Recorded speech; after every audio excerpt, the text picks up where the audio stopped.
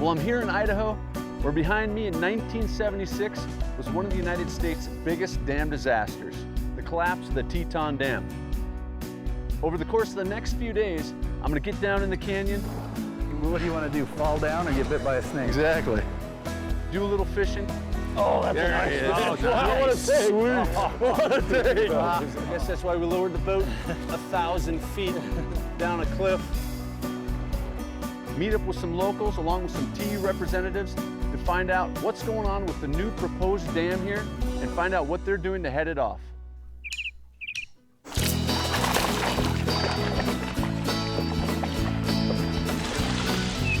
Got one.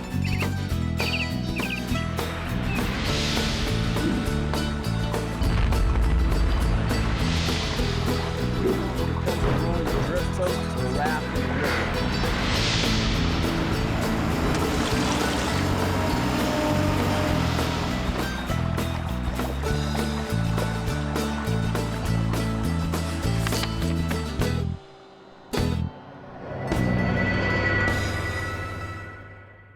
It has a real remote feel to it. We're not far from Jackson. We're 50 miles from Jackson, an hour's drive, and you know there's 3 million visitors that roll through Jackson every summer, and they never see this place. Most of them never do, and you know it's not like it's far. It's just that it's a place that's you got to get over some hurdles to get down in here.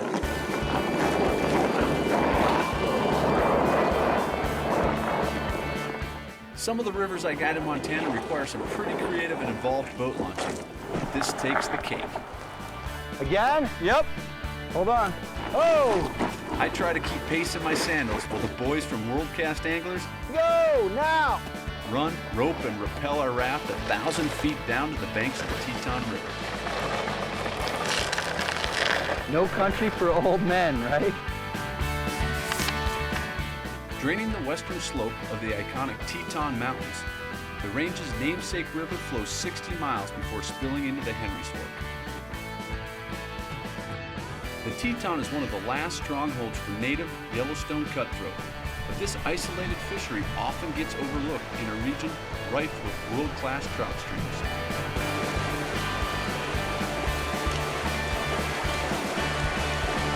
We begin our journey down the Teton with guide Mike Dawes of World Cast Anglers.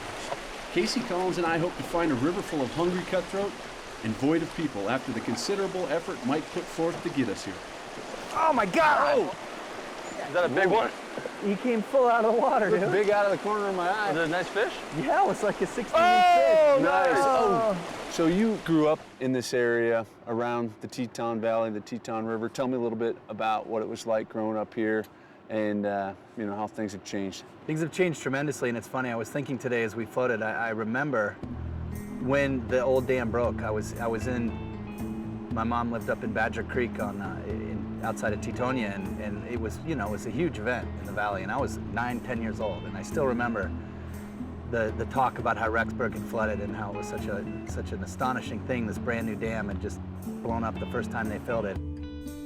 On June 5th, 1976, 80 million gallons of contained Teton River broke free of the dam and surged down canyon towards the unsuspecting communities below, causing $300 million in damage. You know, things have changed tremendously in our valley, and it's a much bigger population. It's much more diverse. We've got a wide variety of folks that live in our valley now, and you know, it's sort of crazy to me that after all these years we're going to revisit this issue again of another dam here on the Teton River. The sentiment among many of the irrigators in the Teton Basin is that unused water is wasted water. Why let the river just run through the valley when they could be putting it to good use irrigating their crops?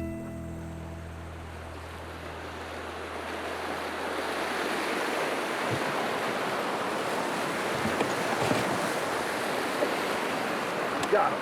Nice. Good fish.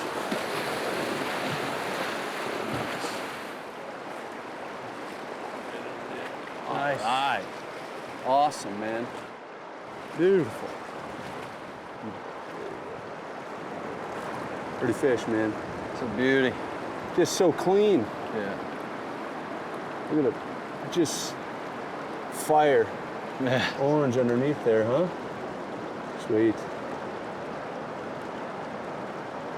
All right. Nice. Thanks, man. Nicely done. Let's get some more.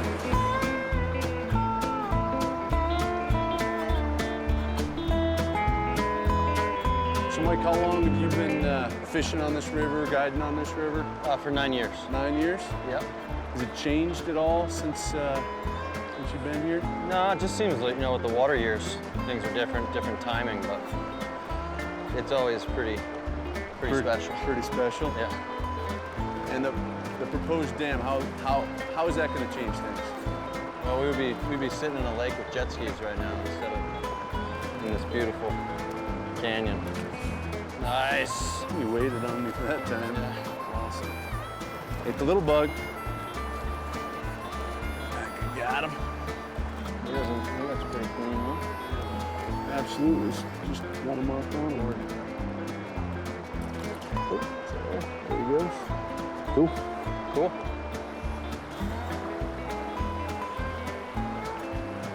I know there was some money allocated to do some research on it. Yep.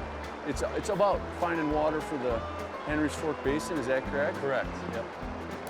Henry's And they're, Fork Basin Water Storage Study is what the TU's gotten now, them to sort of redefine the study as. And we're you know, the hope is that maybe they'll look at some other alternatives, Right. underground water storage. You know, the studies that have been done here is that even if they did rebuild the dam, it would only be full 15% of the time. Right.